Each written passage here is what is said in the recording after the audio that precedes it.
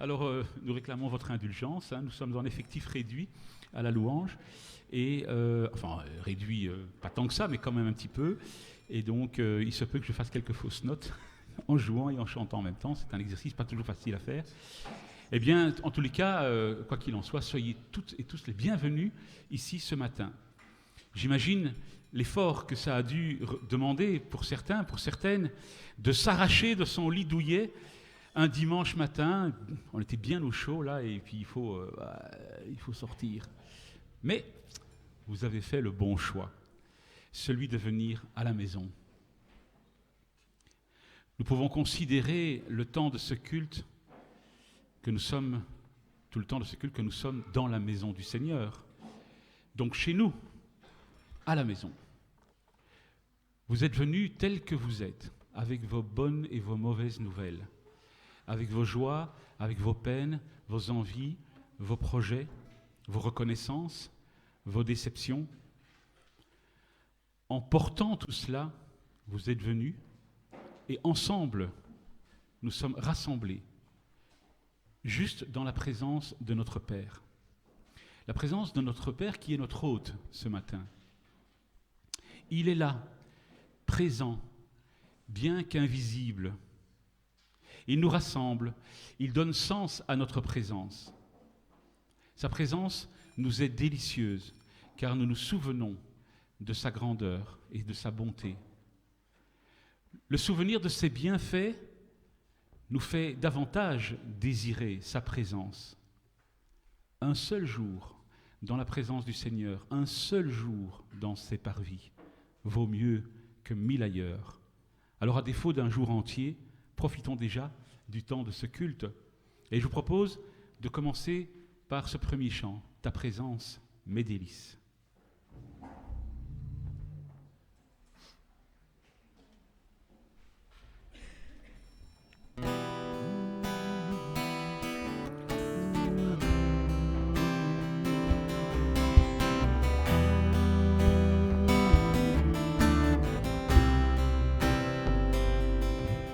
Je veux faire de ta présence mes délices. Je veux faire de ta présence mes délices.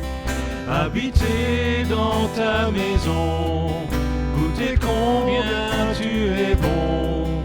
Je veux demeurer dans ta présence, Seigneur. Je veux faire de ta présence mes délices. Je veux faire de ta présence mes délices.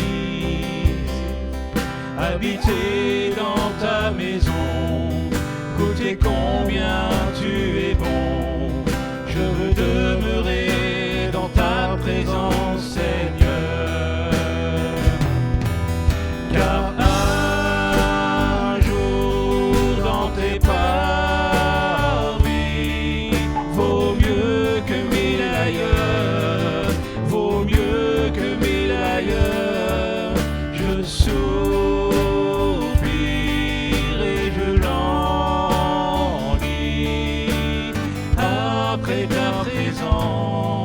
Seigneur, les bienfaits de ta maison me rassasient. Les bienfaits de ta maison me rassasient. Tu es ce dont j'ai besoin. Tu es ma droite, mon soutien. Je veux demeurer dans ta présence, Seigneur. Car un jour dans tes parvis vaut mieux que 1000 ailleurs, vaut mieux que 1000 ailleurs. Je soupire et je languis après ta présence, Seigneur. Car un jour dans tes parvis vaut mieux que 1000 ailleurs,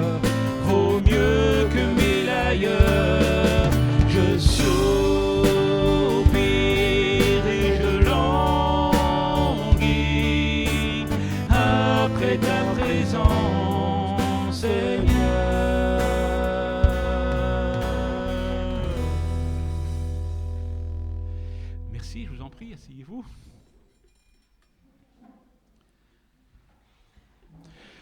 Comment peut-on se tenir dans la présence de Dieu alors qu'on ne le voit pas? C'est une vraie question. Comment même croire en un Dieu qu'on ne voit pas? Dans le livre de l'Exode, au chapitre 33 et au verset 20, on peut lire « Tu ne pourras pas voir ma face, car l'homme ne peut me voir et vivre. » La Bible dit aussi en Matthieu 11, le verset 27, « Personne ne connaît le Fils, si ce n'est le Père. Personne non plus ne connaît le Père, si ce n'est le Fils, et celui à qui le Fils veut le révéler. » Dieu, on ne peut pas le connaître s'il ne décide pas de se faire connaître, de se laisser connaître. Et comme le rapporte justement le prophète Jérémie dans son livre au chapitre 29, verset 13, « Si vous me recherchez de tout votre cœur, je me laisserai trouver par vous. » Donc par bonheur, Dieu veut que nous le trouvions et que nous le connaissions. C'est pourquoi il se révèle par le Fils, le Christ, Jésus. Ça tombe bien, car nous sommes là pour ça. Nous voulons le rencontrer, nous voulons le contempler, nous voulons entendre le son de sa voix qui vient toucher nos cœurs et nous faire ressentir tout l'amour qu'il a pour nous. C'est auprès de Dieu que nous voulons nous tenir, nous placer devant le trône et nous tenir en sa présence, par sa grâce. Alors je vous invite à chanter ces paroles et cette pensée comme une prière personnelle. Chantons auprès de Dieu.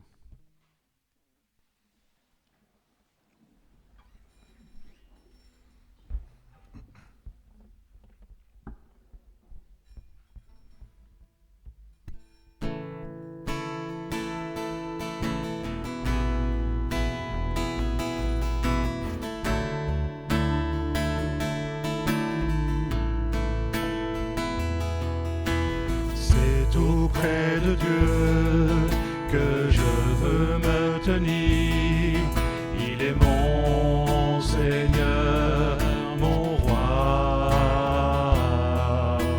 C'est auprès de Dieu que je peux ressentir tout l'amour qu'il a pour moi.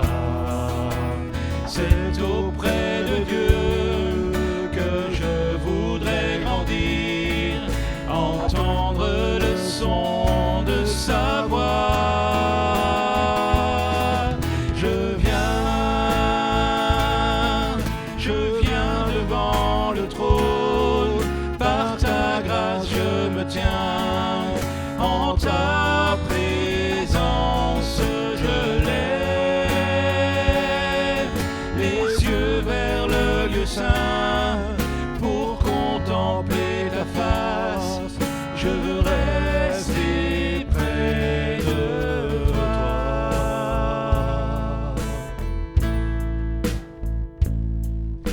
C'est auprès de Dieu que je veux me tenir. Il est mon Seigneur, mon roi.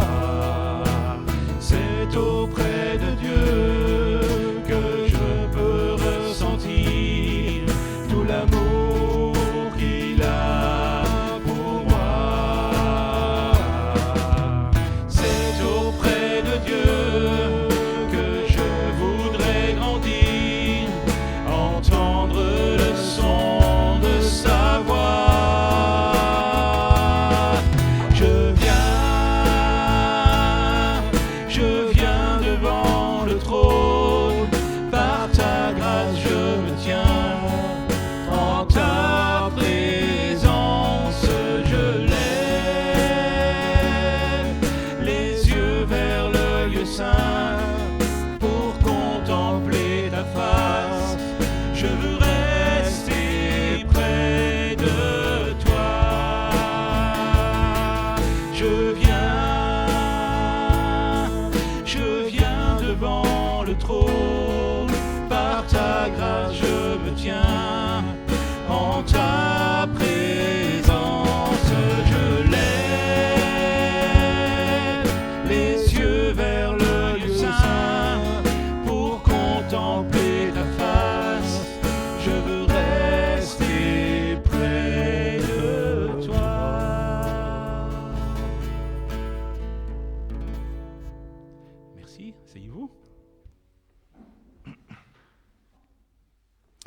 Oui, nous levons les yeux vers le lieu saint.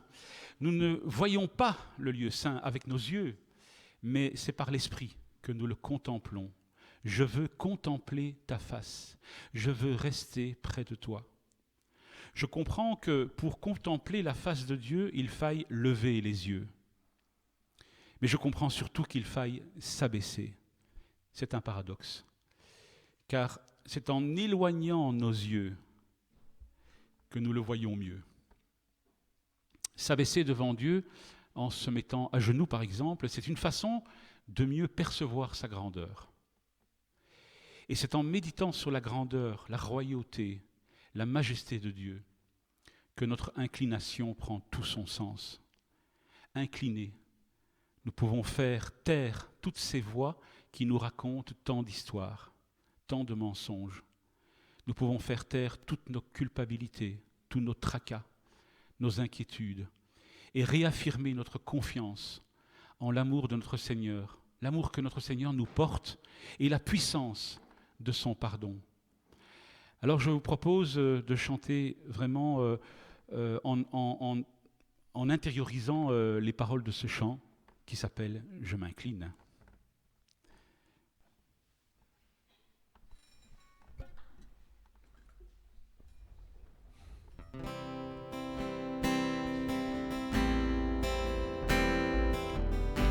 Je ne sais pas si vous le connaissez. Après. Je ne sais pas si vous le connaissez, ce chant, Je m'incline, mais si vous ne le connaissez pas, vous allez très vite le comprendre. C'est simple.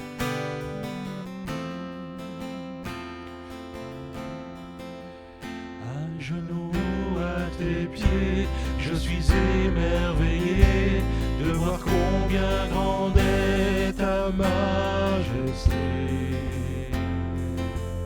Devant tant de beauté, lorsque ta majesté de son poids fait plier ma volonté, je m'incline, je fléchis le genou, je m'incline devant ta royauté. Dans ton intimité, je me sens accepté. Par ta grâce, mes péchés sont effacés. Et quand ta majesté me fait réaliser que tu es le grand Dieu d'éternité, je m'incline, je fléchis le genou, je m'incline devant ta royauté. Devant toi je décrois, j'obéis à ta voix qui répond peu à peu à mes pourquoi. Dans la crainte je reçois ton pardon à la croix, et quand ton amour se saisit de moi, je m'incline, je fléchis le genou, je m'incline devant ta royauté. Alors ta volonté devient mienne, je m'incline, je fléchis le genou, je m'incline devant ta royauté. Alors ta volonté devient mienne, alors ta volonté devient mienne.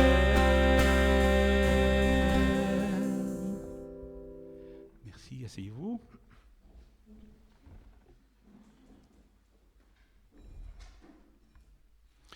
Comment peux-tu... Oh oui, les enfants, je ne les ai pas oubliés. Vous voulez y aller maintenant? Peut-être c'est peut-être le bon moment? Ok, on dit que maintenant les enfants peuvent y aller. Allez, hop, dehors. C'est parti. C'était prévu après, mais c'est pas grave. C'est vrai que ça, ils ont peut-être envie de faire autre chose.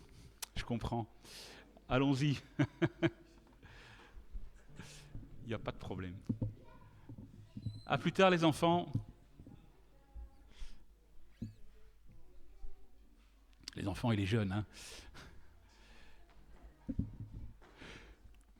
Comment est-ce que tu peux t'incliner devant un Dieu que tu ne vois pas? Moi, je suis comme saint Thomas, je ne crois que ce que je vois. Et c'est sans doute ce que pourrait nous demander et nous dire quelqu'un qui ne croit pas. Écoute, je m'incline devant Dieu parce que je sais qu'il m'aime et qu'il ne veut que mon bonheur. Tu sais, toi aussi, il t'aime et il ne veut que ton bonheur. Mais pour connaître cela, il faut que tu viennes à lui. Dieu connaît chacun de tes problèmes. Ce n'est pas lui qui les a créés, tes problèmes, mais il voit ta vie dans ses moindres détails. Il connaît tes craintes, il connaît tes failles, il connaît le moindre de tes besoins. Même si tu ne vois pas le Dieu auquel je crois, avec les yeux du corps, tu peux le voir et le contempler en esprit. Tu peux lui parler, il t'entend. Dans le psaume 16, on peut lire au verset 11, « Tu me fais savoir quel chemin mène à la vie. On trouve une joie pleine en ta présence, un plaisir éternel près de toi. » Tu vois, la Bible, elle parle de cette expérience, de la joie d'être dans la présence de Dieu. Toi aussi, si tu lui ouvres ton cœur, tu connaîtras un plaisir éternel près de lui. Alors je vous propose de chanter le chant suivant en vous imaginant qu'un ami ou une amie vous adresse ces paroles à vous, pour vous convaincre de vous tourner vers Dieu avec foi, même si vous avez la foi.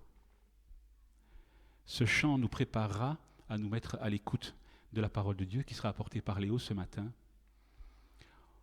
Alors normalement je disais au début du chant, les enfants peuvent nous quitter, mais voilà, ça c'est fait. Donc souvenez-vous, chantons ces paroles en imaginant quelqu'un qui vous dit ça, pour vous convaincre, pour nous convaincre chacune et chacun de nous tourner vers Dieu avec foi. Mon Dieu est si bon.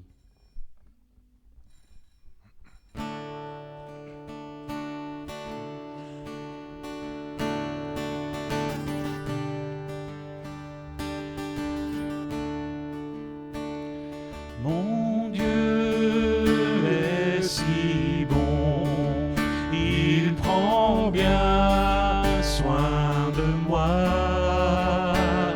Ce Dieu si fidèle, sais-tu qu'il pense à toi?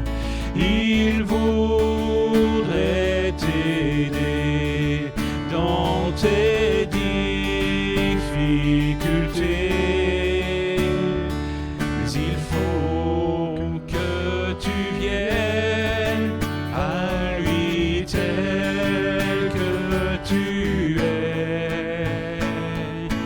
Dieu sait si bien ce qui te semble lourd, qui te fait mal, te trouble chaque jour. Il connaît tes besoins, ta peur du lendemain.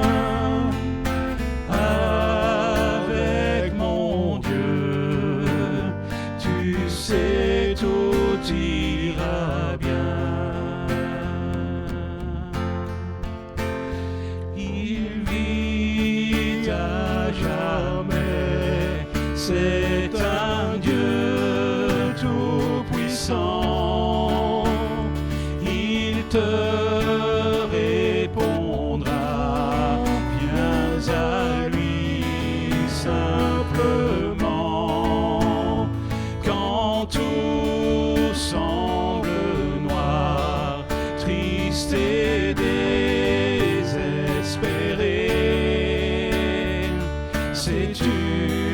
que là-haut, tu n'es pas oublié.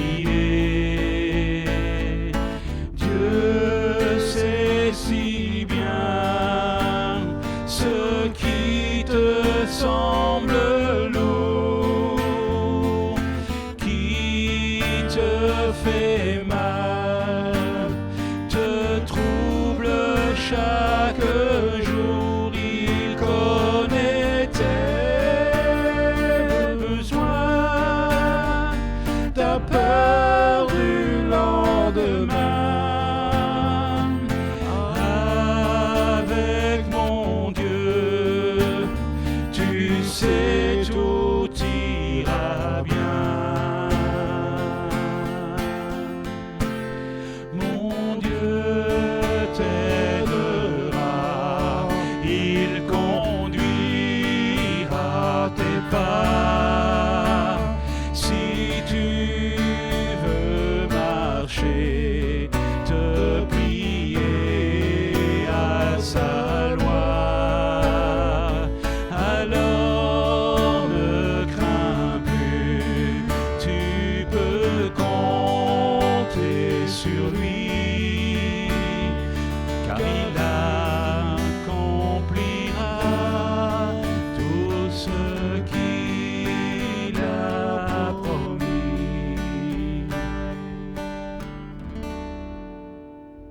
Merci. Asseyez-vous. Je vais prier avant de laisser la parole à Léo. Seigneur notre Dieu, merci pour ce temps que nous pouvons partager ensemble. Merci pour ce que tu représentes dans nos vies. Merci pour qui tu es. Seigneur, toi qui es si grand, tu t'es fait si petit. Toi qui es si loin, tu t'es rapproché. Toi, Seigneur, tu te révèles, tu te fais connaître. Et nous, Seigneur, nous sommes venus te rencontrer ce matin. Nous voulons te rencontrer. Nous voulons être près de toi et ressentir ta présence. Merci pour ce culte, ces moments de chant, de louange que nous avons pu partager. Nous te demandons de disposer nos cœurs à recevoir ce que tu as envie de nous dire ce matin à travers la bouche de Léo. Merci déjà pour ce que nous allons recevoir à travers ce message. Je te prie aussi de mettre dans la bouche de Léo les paroles qui nous conviennent. Et nous te prions de l'inspirer tout particulièrement, Seigneur, que ton esprit soit avec nous ce matin. Nous te prions dans le nom de Jésus. Amen. Voilà Léo, je te laisse la place.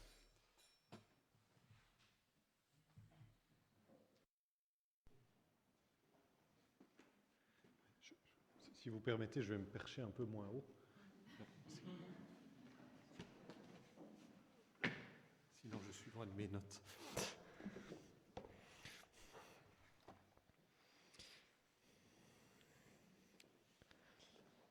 Oui, je vais juste prendre la télécommande aussi.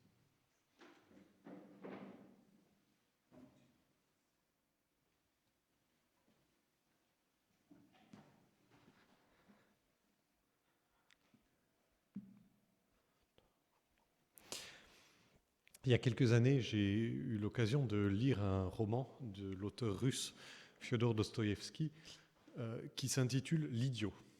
Je ne sais pas si certains d'entre vous ont déjà lu Dario Connait.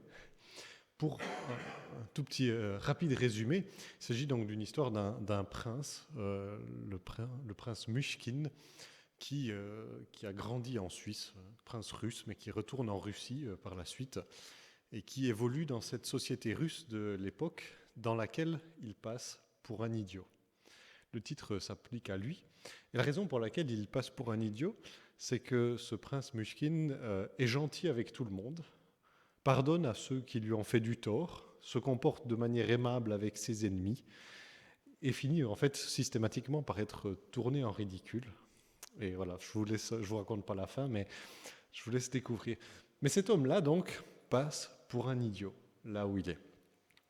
Et ça pose la question, je trouve que le livre renvoie à cette question, nous, pour qui passons-nous ? Et aussi dans la pensée de Dostoïevski, quel regard portons-nous sur certaines valeurs, certaines choses, et certaines valeurs notamment de l'Évangile ?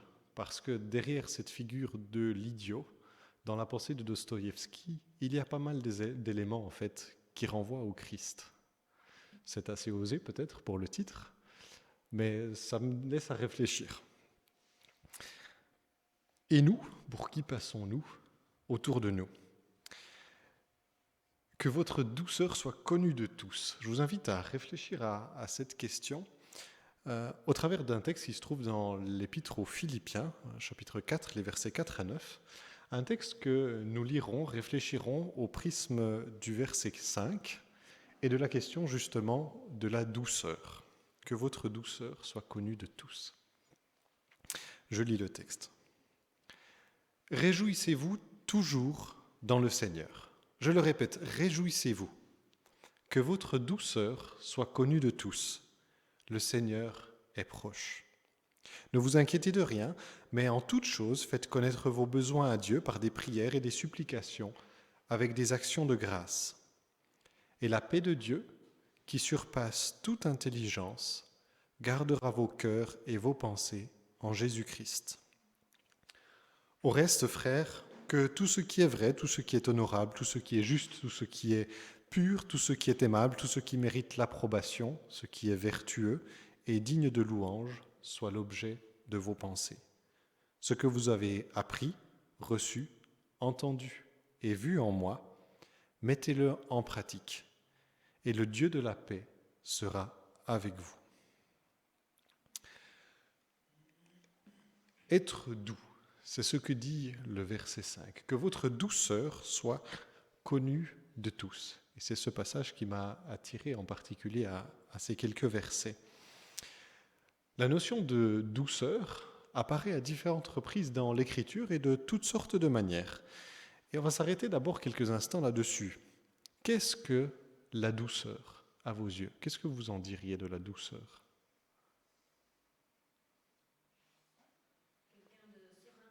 Quelqu'un de serein, oui. Aimable avec les autres, oui.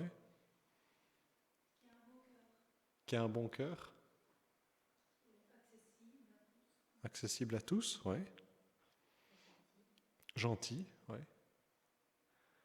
On peut y mettre pas mal de choses derrière cette douceur. Je trouvais une définition qui disait que c'était une qualité morale qui porte à ne pas heurter autrui de front, à être patient, conciliant, affectueux.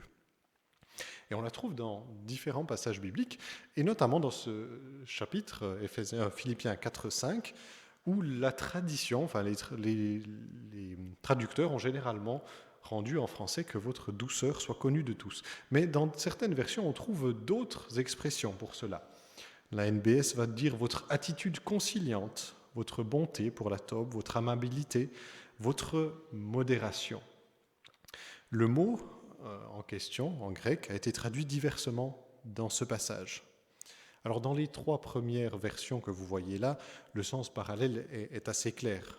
Et on voit assez bien ce sens lorsque Paul, par exemple, reprend le même mot pour décrire les qualités nécessaires chez un responsable d'église.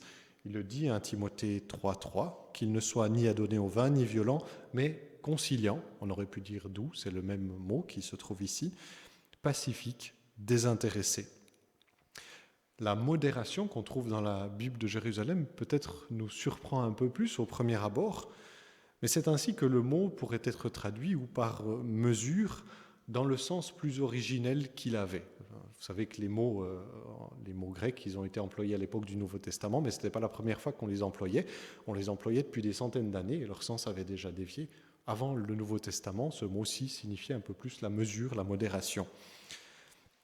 Et on le retrouve peut-être dans ce sens-là aussi dans Tite 3, où Paul l'emploie. Et vous allez voir qu'on a un peu une surprise dans ce passage-là, puisqu'il dit « recommande-leur, c'est pour tout le monde, de ne médire de personne, d'être paisible, modéré », c'est le mot qu'on a traduit ailleurs par douceur, plein de douceur envers tous les hommes. Et apparaît ici un autre mot que l'on traduit ce qu'on le traduit très souvent par douceur.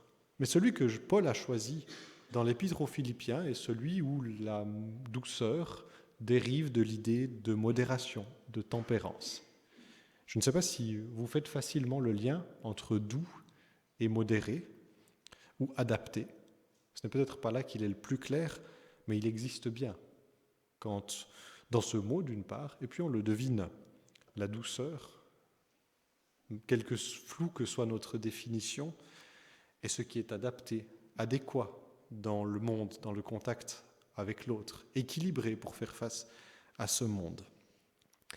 Et nous allons voir que celui qui est réellement modéré, dans le sens de bien équilibré, et en particulier dans sa foi, devrait probablement être empreint de douceur. Et puis ce mot qui a été choisi par les traducteurs habituellement, cette douceur, a quand même cet avantage, je crois, d'être plus parlant pour nous. Contrairement à modéré, ça n'est pas abstrait. La douceur n'est pas quelque chose d'abstrait. On peut le toucher, la douceur, en principe. On peut voir si quelque chose est doux ou dur. C'est concret, c'est plus large que la simple modération. C'est peut-être aussi plus relationnel. On comprend que cette douceur, elle se ressent au toucher, c'est dans le contact que se voit la douceur ou son absence. La douceur s'oppose à la rudesse, la dureté, la brusquerie. Elle peut se sentir physiquement ou émotionnellement. Et même si nous n'arrivons peut-être pas toujours à nous mettre d'accord là-dessus, nous avons des sensibilités différentes, évidemment. Nous avons tous une idée de ce qui est doux et de ce qui ne l'est pas. Diverses caractéristiques que nous y associons ou que nous en dissocions justement. Et même si certaines de ces caractéristiques qu'on pourrait rattacher à la douceur, on a parlé, quelqu'un tout à l'heure, je crois, a dit gentil, il y a la gentillesse, sont parfois méprisées. On dit parfois quelqu'un qui est gentil, il est un peu trop gentil. Certaines de ces caractéristiques sont méprisées, mais nous aspirons tout de même tous à la douceur. Nous aspirons à la douceur, mais comment être doux ? Puisque si nous espérons que le monde soit plus plein de douceur, il nous faut bien commencer par nous, parce que c'est là que nous avons le plus de possibilités d'action, certainement. Comment, pour reprendre l'exhortation de Paul, notre douceur sera connue de tous ? Et j'aimerais préciser ici peut-être, et premièrement de ceux qui nous sont les plus proches, parce que je crois qu'il nous est tous relativement facile, enfin peut-être à des degrés variés, mais d'apparaître comme doux dans des relations interpersonnelles un peu à l'extérieur. C'est peut-être dans nos foyers que se manifeste par moments plus de dureté. Je sais que c'est le cas pour moi. C'est dans les relations les plus proches que je peux être plus dur dans certaines circonstances, malheureusement. Comment notre douceur sera connue de tous, y compris de ceux qui nous sont les plus proches ? Alors nous pourrions nous dire, bon, le texte dit il faut être doux, alors je vais faire des efforts pour cela. Il faut être doux, gentil, aimable, on va essayer de se forcer, de se pousser, de faire attention à ce qu'on dit, etc. Cela peut servir, mais il faut bien avouer que ce n'est pas toujours facile et que nos propres efforts n'y suffiront pas forcément. Mais c'est notre foi qui recèle des trésors qui, je crois, peuvent nous rendre chacun, à sa mesure, un peu plus doux.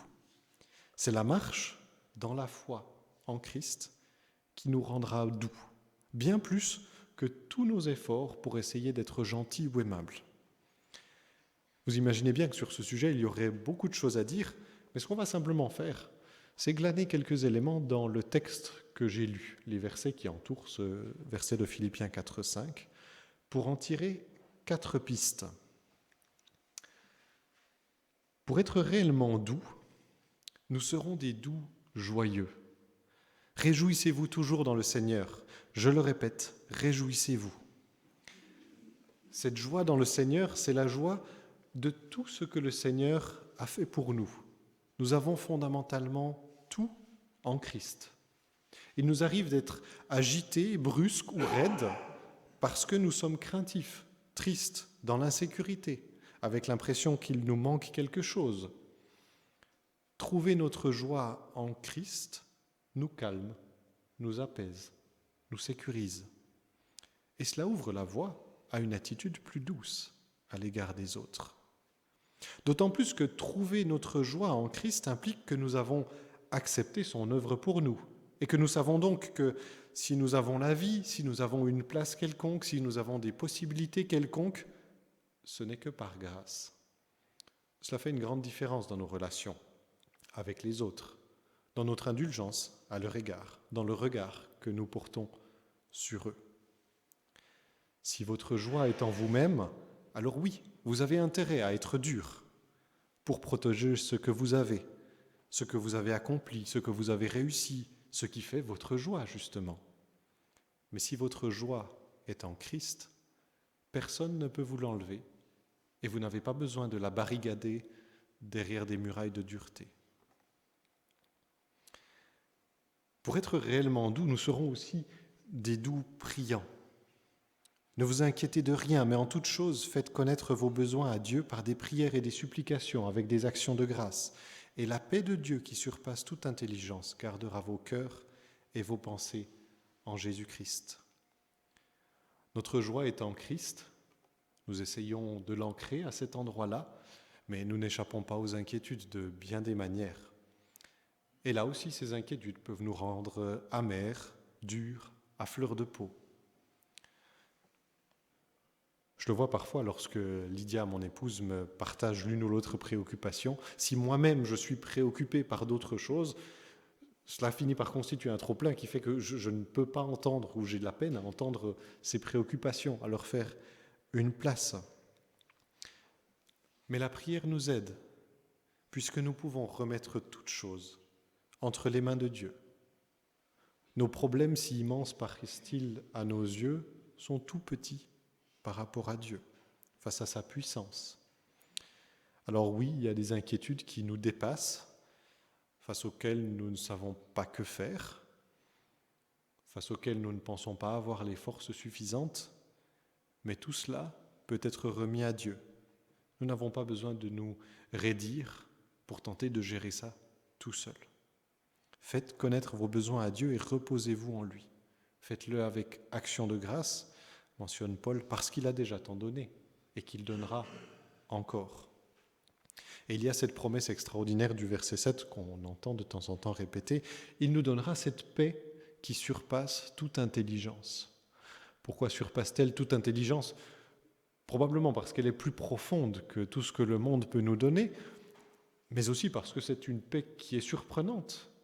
Elle ne découle pas de l'absence de problèmes, elle ne découle pas de l'absence de difficultés, mais du fait que nous pouvons remettre toutes choses entre les mains de notre Dieu. La prière est un effort, nous n'y pensons pas toujours, mais Dieu nous y aidera et nous y gagnerons assurément en douceur là aussi. La douceur de ceux qui savent que même s'il leur faut travailler, ils ne doivent pas s'agiter en tous sens, multiplier les activités pour assurer, justifier leur existence. Cette pensée nous repose et peut nous rendre plus doux là aussi.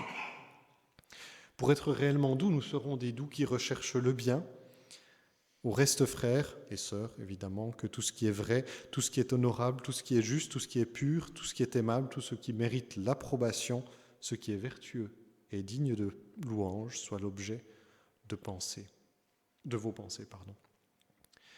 Bien sûr, ça veut dire dans un premier chapitre que, évidemment, notre douceur ne doit pas servir à tromper les gens. Vous l'avez certainement compris.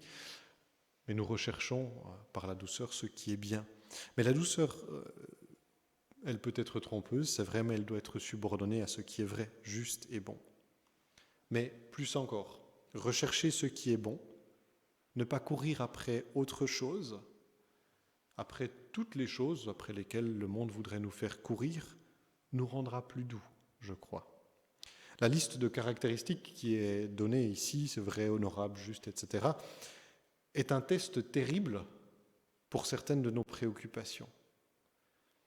Les choses qui nous occupent semaine après semaine, lorsque l'on s'arrête par un moment et que on les met face à un texte comme cela, certaines choses s'évanouissent, certaines choses apparaissent comme parfaitement vaines.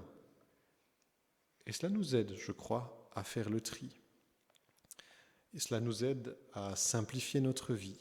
Il y a des choses qui nous occupent, qui ne sont peut-être ni bonnes ni nécessaires, ne nous font aucun bien. La vraie douceur n'est pas naïve. La joie et la paix qu'elle trouve en Dieu lui permet de porter un regard lucide sur les choses qui l'entourent et de se détacher de ce qui ne lui fait pas de bien, paisiblement, même si c'est un défi pour nous. Et par là même, la douceur peut grandir, elle trouve plus d'espace. Imaginez que, chacun pour nos vies, nous nous détachions de certaines habitudes qui peut-être ne cadrent pas vraiment avec ce que ce verset dit. Que se passera-t-il ? Entre autres choses, nous pourrions avoir plus de place pour penser, évidemment, comme il le dit, à ce qui est juste et bon, plus de place pour être réellement attentif à l'autre dans nos relations. Il y a tant de choses qui nous font courir dans tous les sens et qui transforment les autres en obstacles sur notre chemin. Nous aurons plus de place pour être doux. Nous avons besoin de poser des limites. La douceur ne se fait pas sans une certaine fermeté à certains endroits. Cela ne signifie pas tout accepter, être doux, sans quoi nous provoquerions bien trop de problèmes en nous. Et puis finalement, pour être réellement doux, nous serons des doux bien accompagnés. Ce que vous avez appris, reçu, entendu et vu en moi, mettez-le en pratique. Et le Dieu de la paix sera avec vous. Nous avons besoin du soutien de nos frères et sœurs sur ce chemin, de toutes sortes de manières. Avez-vous autour de vous des personnes dont la douceur pourrait vous inspirer ? Je crois que nous avons besoin de rechercher, de tourner notre regard vers ces endroits, parce que, là encore, le monde veut nous faire tourner les regards vers des modèles qui ne sont pas ceux de la douceur. La douceur n'est pas un des idéaux par lesquels notre monde jure. On parle d'efficacité, de force, de rapidité, de toutes sortes d'autres choses de ce genre-là, qui ne sont pas forcément celles qui retiendraient nos regards au bon endroit, pas forcément celles qui retiendraient notre regard sur le Christ en particulier. Qui sont les personnes que vous admirez ? Se caractérisent-elles par leur douceur ou par d'autres critères plus mondains, comme le succès, le charisme, la richesse, de belles paroles ? Beaucoup de ceux que le monde admire ne se caractérisent pas par la douceur, voire, pire, se sont élevés là où ils sont en écrasant pas mal d'autres personnes. Nous sommes amenés à poser notre regard à toutes sortes d'endroits, de semaine en semaine, que ce soit par les actualités, au travail, dans les discussions, ou je ne sais pas. Mais il nous faut être prudents. Si nos regards sont attirés là où toutes les valeurs de l'Évangile sont piétinées, si, comme c'est malheureusement le cas pour certains chrétiens, des programmes politiques, des idées que nous voulons promouvoir là où nous sommes, nous font abandonner ce qui est au cœur de l'Évangile, nous faisons fausse route. Réfléchissons-y et trouvons des modèles qui pointent vers notre suprême modèle, le doux par excellence. Doux à son image. À l'image de qui, vous vous en doutez ? Jésus dit « Prenez mon joug sur vous et mettez-vous à mon école, car je suis doux et humble de cœur, et vous trouverez le repos pour vos âmes. » Alors Jésus emploie ici en grec un autre mot que celui de Paul, mais l'idée est bien la même. Doux et humble de cœur. L'exemple de Jésus nous montre que la douceur n'est pas toujours bien récompensée dans ce monde, souvent méprisée, mais elle est la voie que lui nous a montrée. Notre Seigneur a été un maître en douceur à l'école duquel nous pouvons nous mettre, et c'est là que nous trouverons le repos, dit Jésus. Le repos chez Jésus, la paix chez Paul, dans le verset que nous avons lu. Paul est bien proche de la pensée de Jésus, et le Seigneur est proche de celui qui marche dans la douceur. Le Seigneur est proche. Je l'ai laissé de côté jusqu'à présent, mais c'est la première des pensées qui vient accompagner l'exhortation de Paul à la douceur. Que votre douceur soit connue de tous, le Seigneur est proche. Je connaissais par cœur la première partie du verset, mais je pense qu'elle est indissociable de la deuxième. C'est la deuxième qui la rend possible. C'est une assurance fondamentale pour ce verset. Le Seigneur est proche pour nous secourir, même si nous n'avons pas tout blindé par nous-mêmes, par notre dureté. Le Seigneur est proche pour rétablir la justice un jour, si notre douceur fait que nous sommes méprisés, écartés, laissés de côté. Le Seigneur est proche parce qu'il revient bientôt. C'est lui qui assure notre vie. Le Seigneur est proche, c'est pour cette seule raison-là que nous pouvons véritablement être doux dans ce monde, dans ce que nous vivons, que nous ne devons pas tout protéger par nous-mêmes. Doux à son image. Fondez donc notre joie en Christ, confiez nos inquiétudes à notre Père, orienter nos pas vers le bien, choisir les bons modèles à l'image du Christ. Tout cela pour recevoir la paix du Dieu qui est proche.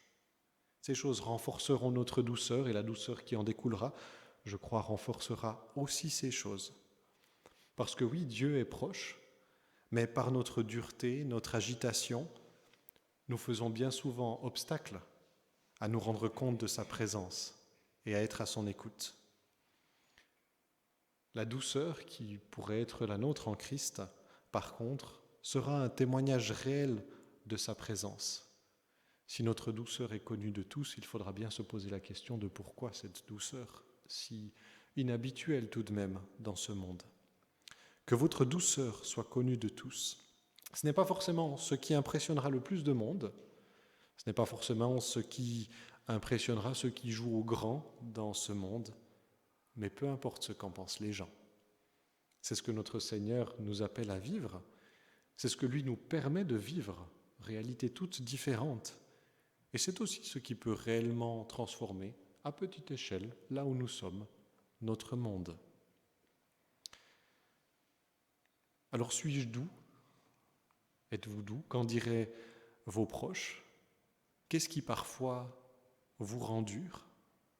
Comment votre foi peut-elle vous adoucir, nous adoucir, dans nos manières de parler, dans nos gestes ?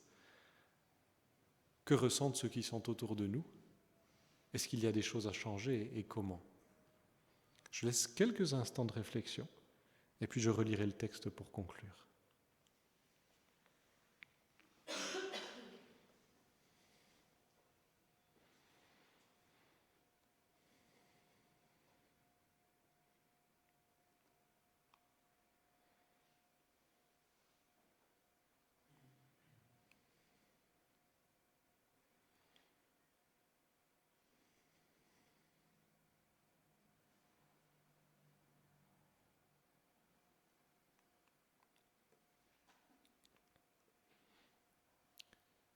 Réjouissez-vous toujours dans le Seigneur.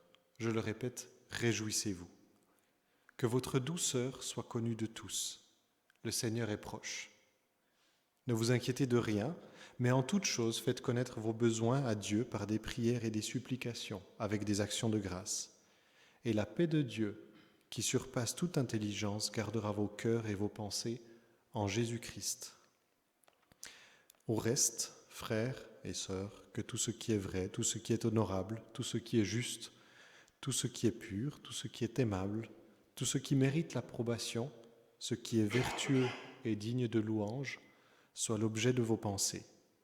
Ce que vous avez appris, reçu, entendu et vu en moi, mettez-le en pratique, et le Dieu de la paix sera avec vous. Que votre douceur soit connue de tous. Le Seigneur est proche. Amen.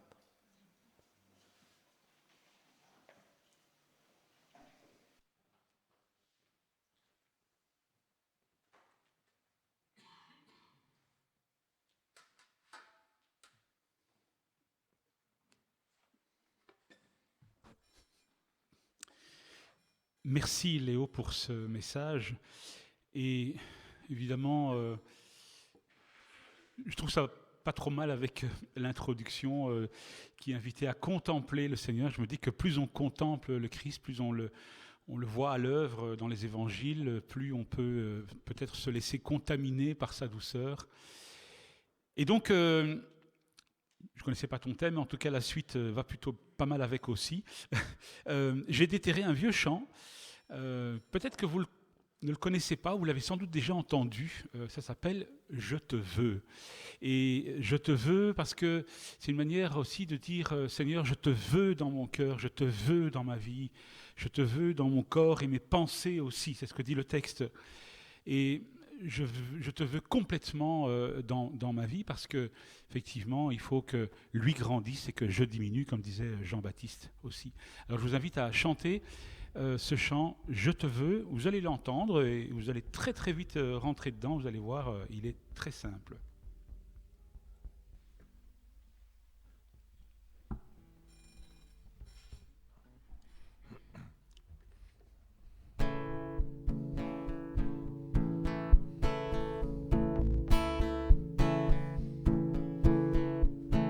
Je te veux dans mon cœur, je te veux dans ma vie. Je te veux dans mon corps et mes pensées aussi. Remplis-moi de ta paix, remplis-moi de ta joie. Remplis-moi de ta vie, remplis-moi de l'esprit. Je te veux dans mon cœur, je te veux dans ma vie. Je te veux dans mon corps et mes pensées aussi. Remplis-moi de ta paix, remplis-moi de ta joie.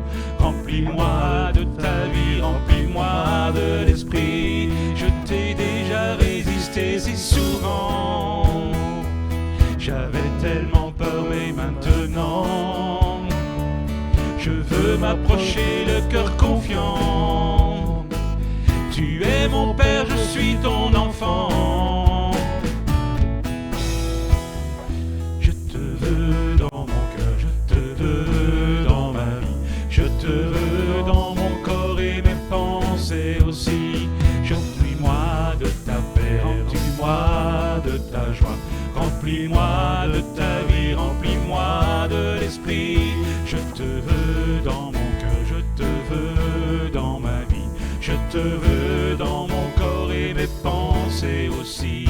Remplis-moi de ta paix, remplis-moi de ta joie. Remplis-moi de ta vie, remplis-moi de l'esprit. Viens m'emporter dans ce torrent d'amour.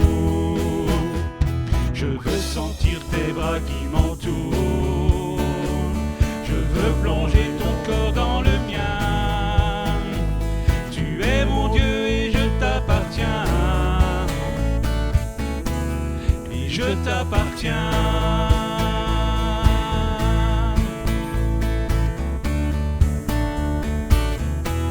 Et je t'appartiens.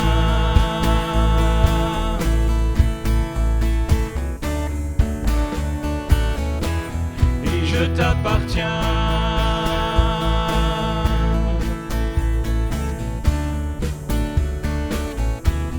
Et je t'appartiens. Voilà, pas difficile, hein? Oui, je te veux,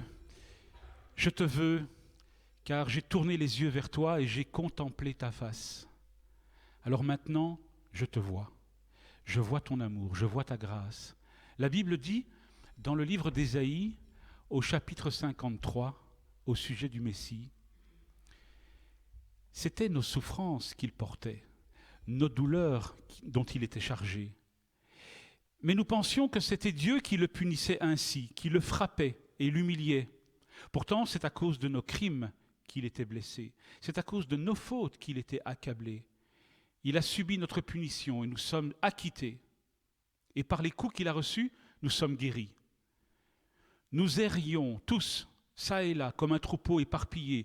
C'était chacun pour soi. Mais le Seigneur lui a fait subir les conséquences de nos fautes à tous.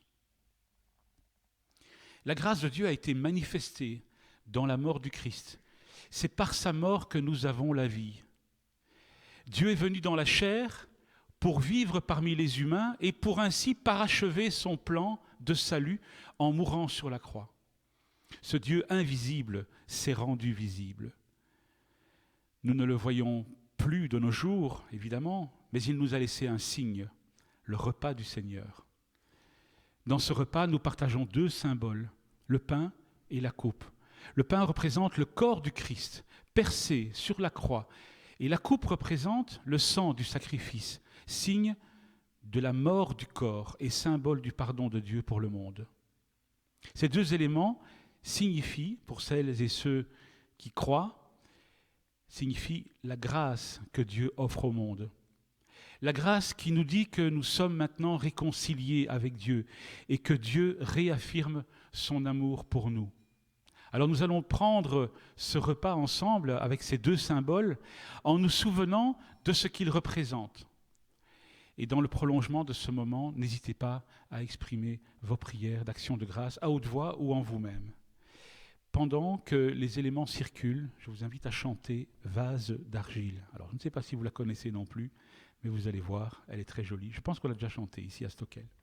On peut distribuer, je n'ai pas sollicité de personne, mais si peut-être il y avait 2 ou 3 volontaires, merci bien.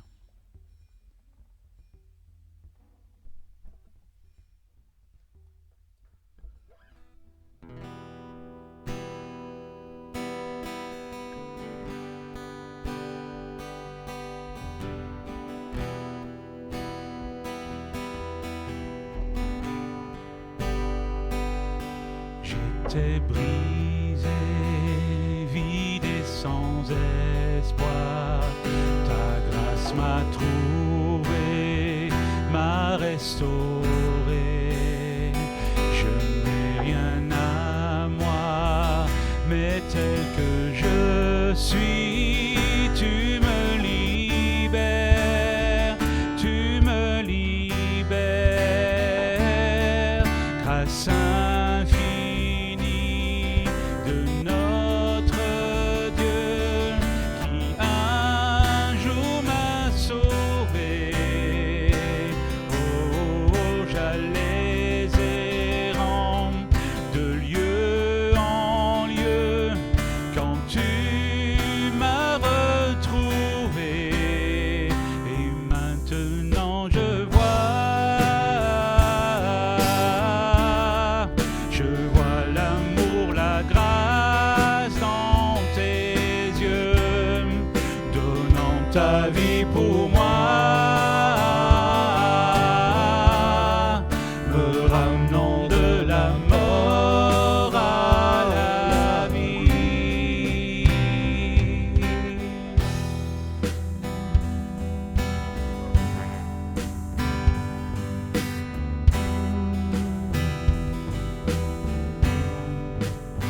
Tu prends nos échecs, tu prends nos faiblesses, tu places ton trésor dans des vases d'argile. Oh, prends mon cœur, Père, je veux te servir pour que tout soit ta vie en moi. Grâce infinie de notre Dieu qui un jour m'a sauvé. Oh, j'allais errant de lieu en lieu quand tu m'as retrouvé. Et maintenant je vois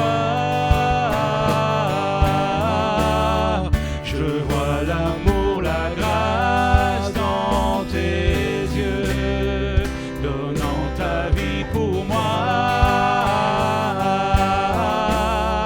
me ramenant de la mort à la vie. Oh,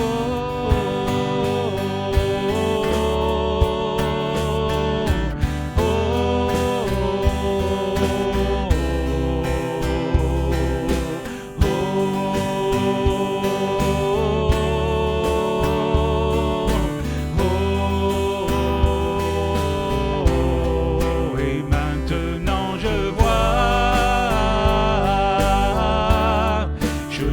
l'amour, la grâce dans tes yeux, donnant ta vie pour moi, me ramenant de la mort à la vie.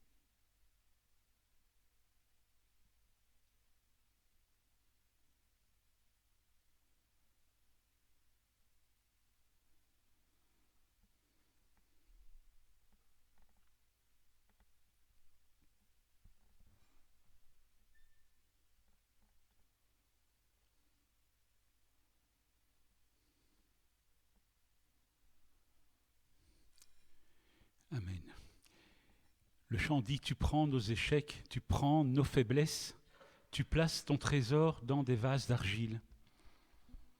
Tu donnes, Seigneur, tu donnes beaucoup. Le Seigneur place en nous, qui sommes des vases d'argile, simples, humbles et faillibles. Il place un trésor inestimable, le trésor de sa grâce. Désormais, nous regardons Dieu en regardant la croix et en pensant au Christ crucifié et ressuscité. Dieu donne son trésor sans rechigner, généreusement, par amour. Et cet amour change nos vies. À qui irions-nous, disaient les apôtres à Jésus? Nous ne voulons aller qu'à celui qui nous donne un tel trésor. Le trésor de Dieu est en Jésus. Il est le trésor de Dieu pour nous. Et nous voulons lui donner, en retour, notre reconnaissance, comme un parfum de bonne odeur. Le psaume 116 dit au verset 12, « Comment rendre au Seigneur tout le bien qu'il m'a fait ?» Et dans le premier livre des Chroniques, nous pouvons lire au chapitre 29, David bénit le Seigneur en présence de toute l'assemblée. « Sois béni en tout temps, Seigneur, Dieu de notre ancêtre Jacob, s'écria-t-il.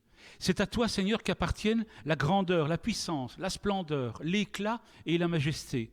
Oui, dans les cieux et sur la terre, tout t'appartient, Seigneur, car tu es le roi, le souverain, maître de tous les êtres. La richesse et la gloire viennent de toi, qui domines sur toute chose. Tu possèdes la force et la puissance. Tu détiens le pouvoir d'élever et de fortifier qui tu veux. C'est pourquoi, notre Dieu, nous te louons et nous proclamons ton nom qui est admirable. Je ne suis rien, mon peuple n'est rien. Ce n'est pas par nous-mêmes que nous avons le pouvoir de t'offrir ces dons. Nous avons tout reçu de toi et nous ne pouvons t'offrir que ce qui nous vient de toi. Devant toi, nous n'avons pas plus de droits que des immigrés ou des hôtes de passage, comme tous nos ancêtres. Notre vie sur terre, aussi éphémère qu'une ombre, s'écoule sans sécurité. Seigneur notre Dieu, nous avons accumulé des quantités de matériaux pour te construire le temple où nous irons t'adorer, toi le Dieu saint. Or, tout cela vient de toi, tout t'appartient. Mon Dieu, je sais que tu examines nos pensées secrètes et que tu apprécies la droiture. Eh bien, c'est d'un cœur droit que j'ai offert volontairement mes richesses. Et aujourd'hui, j'ai vu ton peuple ici rassemblé faire de même avec joie. Seigneur, Dieu de nos ancêtres, Abraham, Isaac et Jacob, permets que ton peuple conserve toujours ces mêmes dispositions d'esprit, que ses pensées soient fermement tournées vers toi. On comprend pourquoi l'apôtre Paul dit dans sa deuxième lettre aux Corinthiens que chacun donne donc comme il l'a décidé, non pas à regret ou par obligation, mais car Dieu aime celui qui donne avec joie. Le verset 16 qu'on lisait, du texte qu'on lisait, nous dit « Nous avons accumulé des quantités de matériaux pour te construire le temple, nous irons t'adorer, toi le Dieu saint. » Or, tout cela vient de toi, tout appartient. Le temple dont il est question, pour nous, c'est l'Église. Les matériaux dont le verset dit que nous les avons accumulés, ce sont nos dons, à la fois nos talents, mais aussi nos ressources.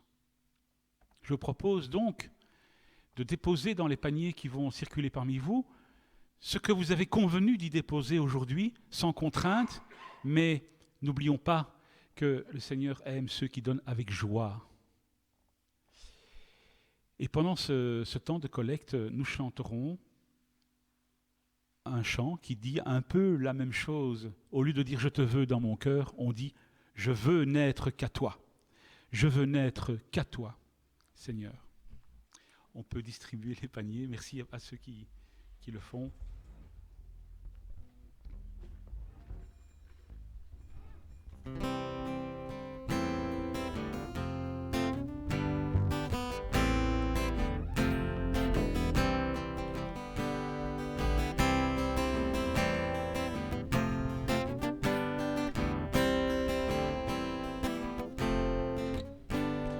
Reçois de moi le parfum qui t'est dû, la beauté de ton nom en mon âme est perdue. je veux n'être qu'à toi. Jésus, je t'aime. Reçois du peu que je trouve à donner, tout l'amour que mes yeux n'ont pas su te montrer. Je veux n'être qu'à toi. Jésus, je t'aime. Rien n'est plus beau que ton nom. Rien n'est plus saint que le sang du pardon. Je veux n'être qu'à toi, Jésus mon roi. Je ne veux rien que vouloir te louer, adorer ton saint nom et ta fidélité. Je veux n'être qu'à toi, Jésus, je t'aime. Je veux porter lavé à la croix les pensées de mon cœur dans le cœur de tes voix. Je veux n'être qu'à toi, Jésus, je t'aime. Rien n'est plus beau que ton nom, rien n'est plus saint que le sang du pardon. Je veux n'être qu'à toi. Je veux n'être qu'à toi, je veux n'être qu'à toi, Jésus mon roi.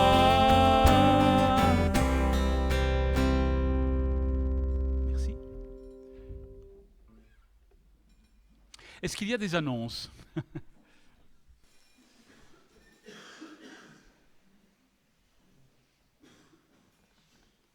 Voilà, bonjour à chacun. Vous le savez, c'est le week-end Femmes 2000 ce week-end. Et donc, une centaine de femmes sont à Blankenberg, dont une bonne dizaine de femmes de notre Église.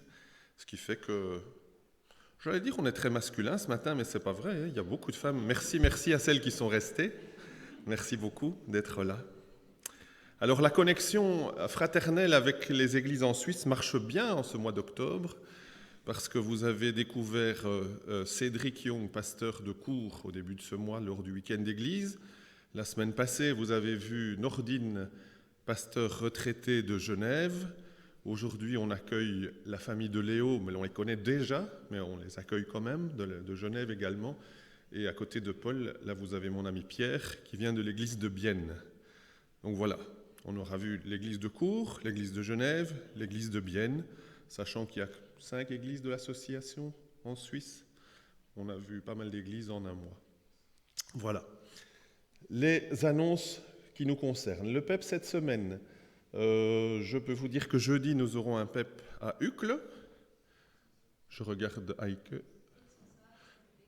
Rixensart et Rebeek également. Odergem, je ne sais pas. Et Wemmel Cap Nord, quelqu'un a-t-il du... Demain, donc. Très bien, voilà. Donc, il y a des PEP cette semaine. La semaine prochaine, le 29 octobre, on continue le parcours Week-end Alpha, le parcours Alpha Jeune. Lire la Bible, pourquoi et comment. Prier, pourquoi et comment. Ça, c'est la semaine prochaine, samedi 29 octobre, pour les jeunes.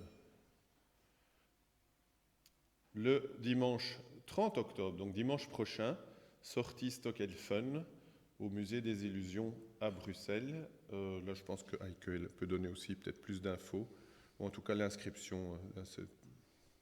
Oui, il faut juste s'inscrire. D'accord. OK. Le week-end qui suit, samedi 5 novembre, nous accueillons ici dans la grande salle des frères et sœurs qui viennent de toutes nos églises en Belgique et dans le nord de la France, sur le thème « Question de genre », quand culture, genre et foi s'entrechoquent. Donc c'est samedi 5 novembre, toute la journée. Là, il faut s'inscrire également. Voyez peut-être Léo si vous voulez en savoir plus aujourd'hui. Le lendemain, dimanche 6 novembre, nous aurons un culte animé par l'UGEP, donc l'Union par les jeunes à nouveau. Donc ce sera les jeunes de l'UGEP qui viendront animer le culte le 6 novembre, comme on a eu Jeunesse et Vie. Donc venez nombreux, ce sera un culte particulier. Alors c'est les 2 semaines maintenant de vacances d'automne, de Toussaint. Audrey est disponible cette semaine et partira, je pense, en vacances fin de semaine. Et puis Lydia prendra plutôt le relais à partir du 31 octobre. Je pense que c'est ça que signifient les dates. Je vous avoue que j'en suis pas tout à fait sûr, mais Léo me fait un signe que oui. Voilà. Et je passe la parole à Benoît. Tu vois, j'ai pas oublié Benoît. Je t'avais dit de me faire des grands signes, mais j'ai pas oublié. Viens. Merci Pierre. Bonjour à chacun. Voilà, je mets ma casquette du CEL, le CEL Belgique. Je pense que la plupart d'entre vous connaissez, mais peut-être pas tout le monde. Alors brièvement, le CEL, c'est une ASBL ici en Wallonie, dans laquelle Heike et moi-même sommes engagés depuis quand même longtemps. Pardon ? Et à Bruxelles ? Oui, dans la francophonie. C'est vrai. Merci Jacqueline. Je ne dois pas faire des ségrégations comme ça. C'est vrai. C'est une ASBL qui est active dans le domaine du développement, dans les pays en voie de développement, dans le domaine du parrainage d'enfants et aussi dans l'intervention d'urgence lorsqu'il y a des catastrophes, des cataclysmes. Et alors, sur la table, là, au fond, on a mis le dernier numéro de notre magazine, le CEL News, et vous verrez que le sujet, c'est « S'engager contre la faim ». Et je voulais vous dire un mot à ce sujet-là, parce que le CEL soutient des cantines dans pas mal de pays, le Burkina Faso, la Côte d'Ivoire, et autres. Et les cantines que nous soutenons font face à des difficultés liées, comme vous savez, au prix qui flambe partout. Et donc, ça devient difficile d'assurer un repas quotidien aux enfants. Juste à titre d'exemple, il y a les prix qui augmentent de 50%, de 100% à Madagascar, en Côte d'Ivoire, au Burkina Faso, là où nous avons des cantines. Donc, j'ai bien conscience que c'est difficile pour tout le monde, c'est difficile pour nous aussi, puisqu'on doit aussi subir toute cette inflation et ces prix qui flambent. Mais juste à titre d'idée, 15 € permet d'acheter 10 kilos de riz à Madagascar. 10 kilos de riz, on nourrit déjà pas mal d'enfants pendant un certain temps, quoi. Voilà un peu l'ordre de grandeur de ce qui peut déjà aider les cantines que nous avons là-bas. Donc, ça c'est le message que je voulais vous faire passer au sujet du CEL. Si vous voulez plus d'informations, venez me trouver. N'hésitez pas à visiter le site web, que vous trouverez l'adresse dans notre magazine. Et j'enlève ma casquette CEL, mais je vous continue à parler nourriture. Simplement pour vous dire que Heike et moi, on a mis une corbeille de pommes là-bas, qui vient de notre pommier. Cette année-ci, il a porté énormément. Donc, j'ai mis la corbeille, des sachets, prenez ce que vous souhaitez. C'est des pommes plutôt pour faire de la compote. Elles sont un peu sûres. Et il y a un mélange de pommes cueillies, pommes ramassées au sol. Donc parfois, elles ne se gardent pas nécessairement longtemps. Mais voilà, servez-vous, elles sont à votre disposition. Merci. Alors, je vous propose... Oui, une annonce encore ? Ok, oui, je t'en prie.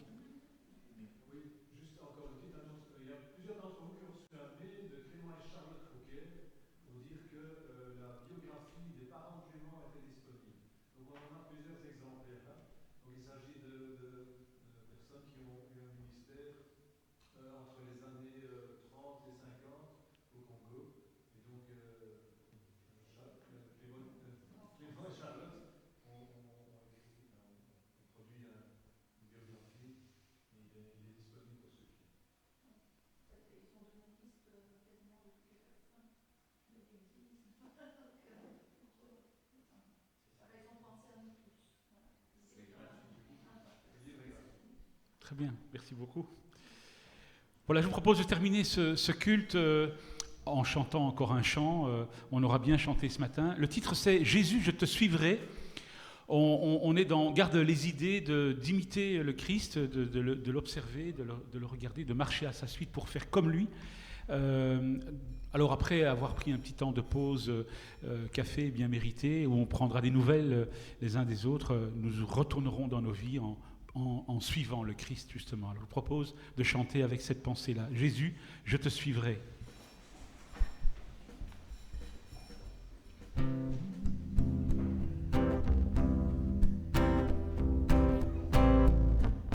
Dans la joie, quand le soleil m'inonde, sur les monts où ta présence abonde. Oh, oh. Jésus, je te suivrai. Dans la peine, quand mon âme sombre, dans la vallée du deuil et de l'ombre. Oh, oh.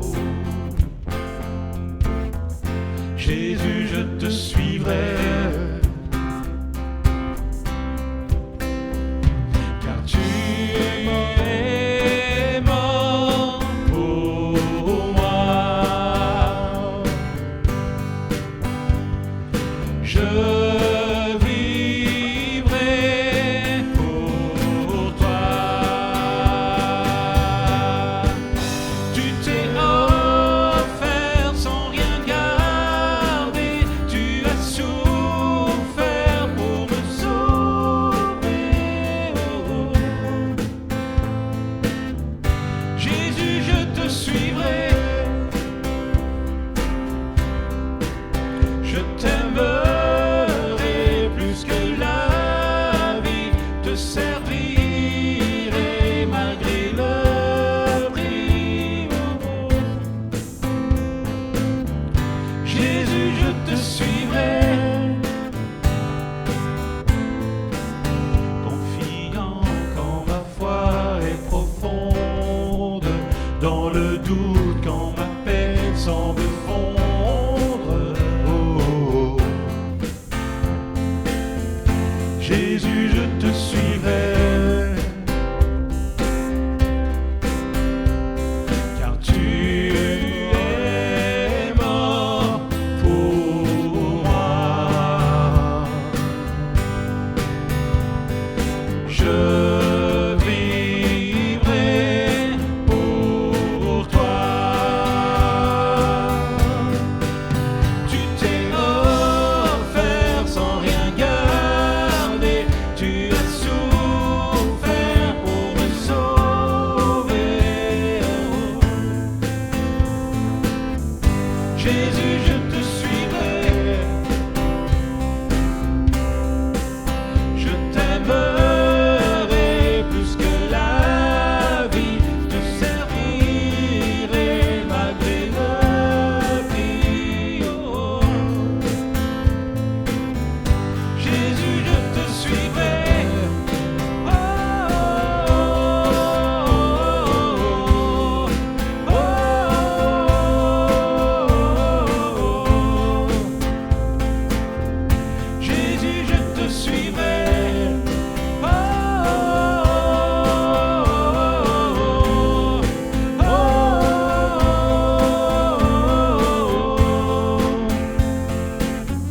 Jésus, je te suivrai. Merci, bon dimanche, bonne semaine.